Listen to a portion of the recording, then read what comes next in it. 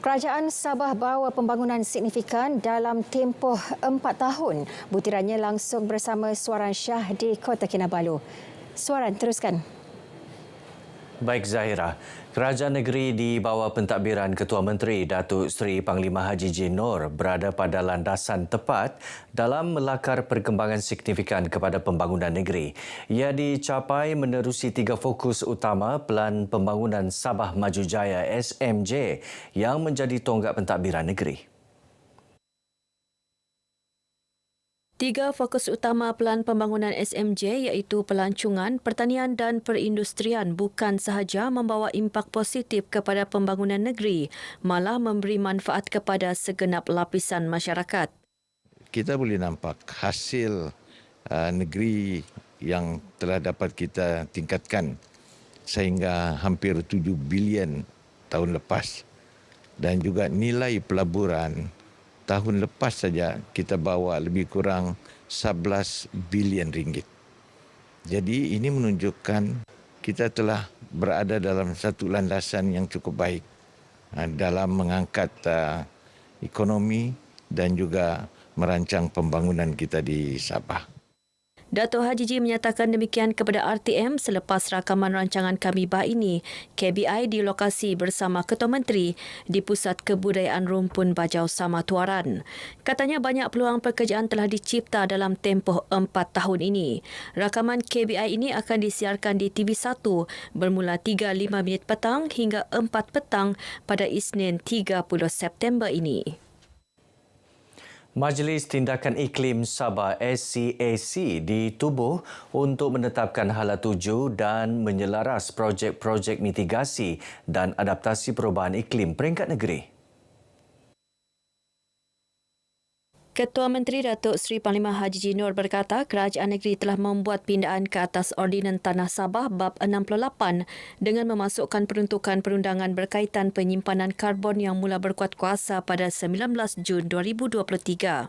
Beliau berkata demikian pada sesi libat urus Kementerian Ekonomi Malaysia bersama kerajaan negeri mengenai pelaksanaan inisiatif pemerangkapan, penggunaan dan penyimpanan karbon CCUS di Malaysia di Bilik Mesyuarat Utama Menara Kinabalu.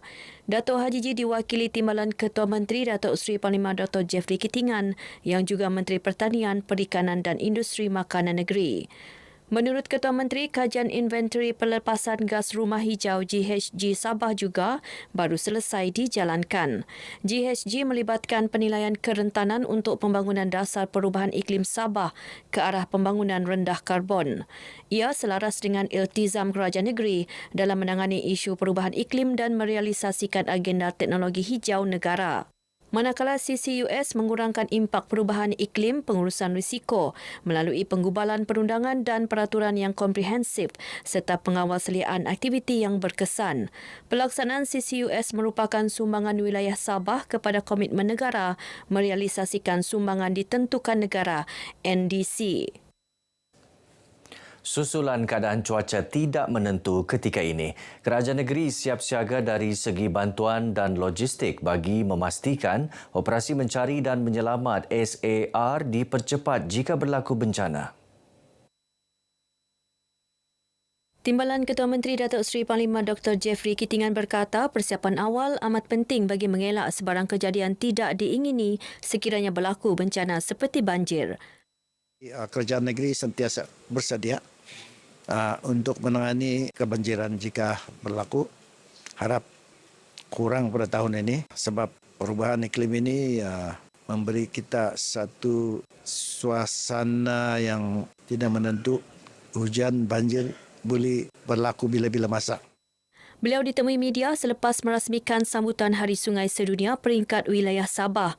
Dalam pada itu, Datuk Jeffrey yang juga Menteri Pertanian, Perikanan dan Industri Makanan turut mengingatkan penduduk kampung agar tidak membina rumah atau menjalankan aktiviti pertanian berhampiran sungai.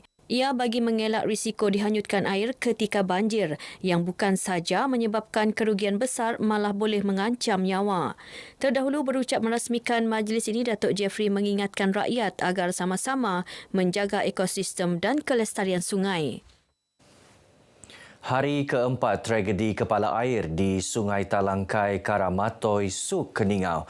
Operasi mencari dan menyelamat SAR dua beradik yang dikuatiri lemas dalam kejadian tersebut masih menemui jalan buntu.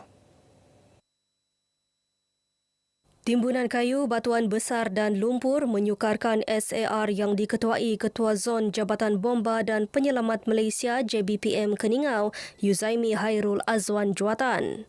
Operasi hari keempat diteruskan dengan pencarian di atas permukaan air meliputi radius 5 km sejak 7.30 pagi tadi. Kita kuatiri mangsa yang hilang ini takut terkubur di dalam lumpur ataupun tindihan-tindihan kayu balak maupun batu-batu besar.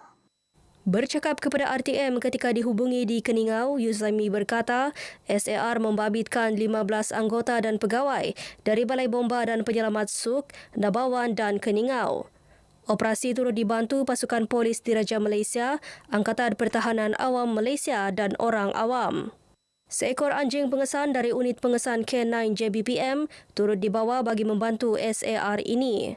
Selasa lalu, mangsa dikenali Nur Sifa Asrul 2 tahun dan adiknya Muhammad Fadli Asrul 3 bulan dilaporkan hilang selepas dihanyutkan kepala air.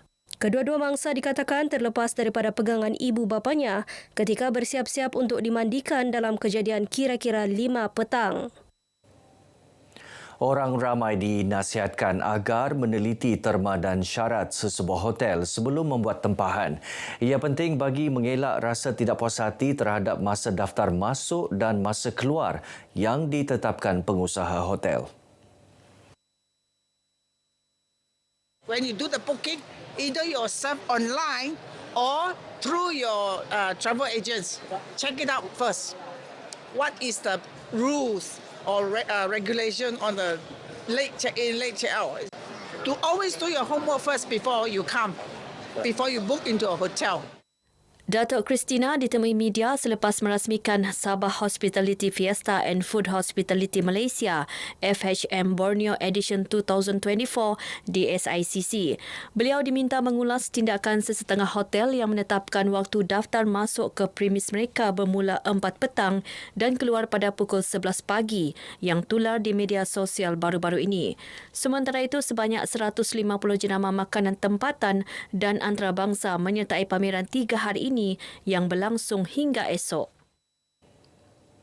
Polis Tawau berjaya merampas dadah jenis ganja seberat lebih 3.3 kilogram bernilai lebih RM10,000 Isnin lalu. Dadah tersebut ditemui di bahagian kabinet dapur sebuah rumah di Bandar Seri Indah, Batu 10, Jalan Apas Tawau dalam serbuan kira-kira 1.40 tengah hari. Ketua Polis Daerah Tawau ACP Jasmin Husin berkata, rampasan dibuat oleh sepasukan anggota dari bahagian siasatan jenayah narkotik IPD Tawau selepas penahanan seorang lelaki bersama dadah disyaki ganja seberat hampir 10 gram di Megah 2 pada hari sama. ACP Jasmin berkata demikian dalam sidang media di IPD Tawau. Katanya suspek merupakan warga tempatan berusia 39 tahun, bekerja sebagai pemandu lori dan mempunyai 2 rekod jenayah lampau. Kedua-dua rekod membabitkan penyalahgunaan dadah mengikut Seksyen 15-1-A Akta Dadah Berbahaya 1952. Siasatan awal mendapati dadah yang dirampas adalah untuk pasaran tempatan. Suspek dipercayai telah menjalankan aktiviti tersebut sejak tahun lalu. Ujian air kencing juga mendapati suspek positif dadah jenis ganja. Suspek kini ditahan reman selama 7 hari sehingga 1 Oktober ini. Kes disiasat mengikut Seksyen 39B Akta Dadah Berbahaya 1952. Baik, saudara, sekian perkongsian dari Negeri di Bawah Bayu. Kembali bersama Zahira untuk lebih banyak perkembangan semasa dalam negara. Dari sungai hingga segara, Palestin pasti merdeka. Silakan Zahira. Baik, terima kasih Suaran.